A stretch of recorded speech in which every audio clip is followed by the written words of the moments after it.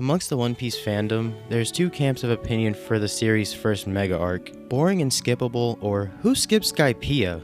With the latter group seemingly being in the majority, but saying this arc is one of the series' best is a wild stretch. Skypia shows off the best and worst aspects of One Piece. I'll start with the negative so that I can end this video on a positive note. I have many issues with this arc, but I'll stick to the bigger issues that I have with it. First of which being that this arc drags on way too long, without anything interesting happening for 90% of the arc. Could probably pull that back down to like 70 to 75. But the point still stands, this arc is really boring. None of Enel's priests are interesting, and Hattori's so annoying that I almost dropped the series. And then 2 more got added, and that's when I started skimming this section of the story. The anime really doesn't help this arc either. It puts on full display why people say that One Piece is horribly paced. The anime was doing what it does now, adding unnecessary padding. But it was adding padding to stuff that I wish wasn't in the story at all. Like Hattori. Oda, what the hell were you thinking? Another issue that I have with this arc that I've seen other people also have an issue with is how disconnected this arc feels from the rest of One Piece, before and after this arc. It feels like a majority of what the Straw Hats go through on Skypia doesn't amount to anything. Usopp got the dials, and that was all that we really got for a long time in relation to this arc. Eventually we get Gear 5 and some callbacks on Egghead to the clouds, but for years there was none of that. And because it felt so disconnected from the rest of One Piece, it felt like you could skip this arc and you don't miss anything.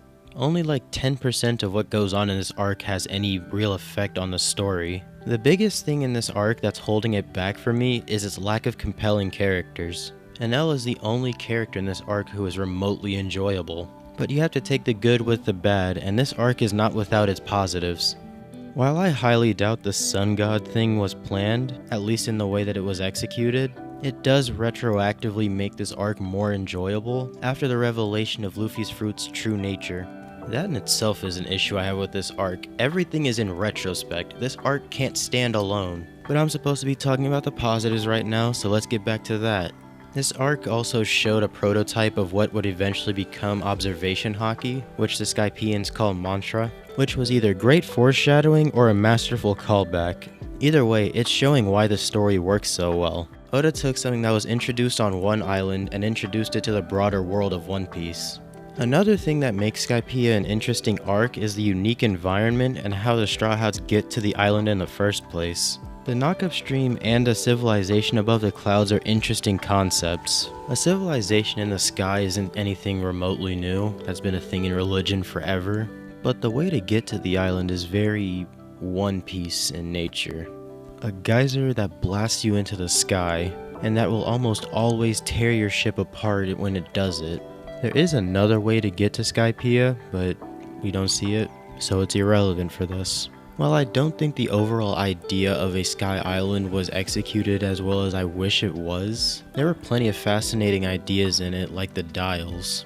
Or the final aspect that I want to talk about being Enel. To me, Enel stands out as the only interesting antagonist in this arc. Hell, he's the only interesting character that gets added in this arc.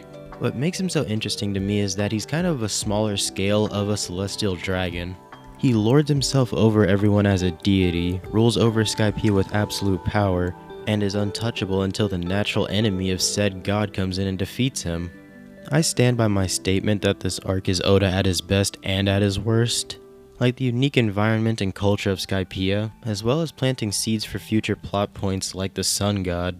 But there's also fake-out death, the worst trope that Oda keeps on recycling, and this is one of the few arcs in One Piece where almost every introduced character is so lackluster that they aren't even worth naming.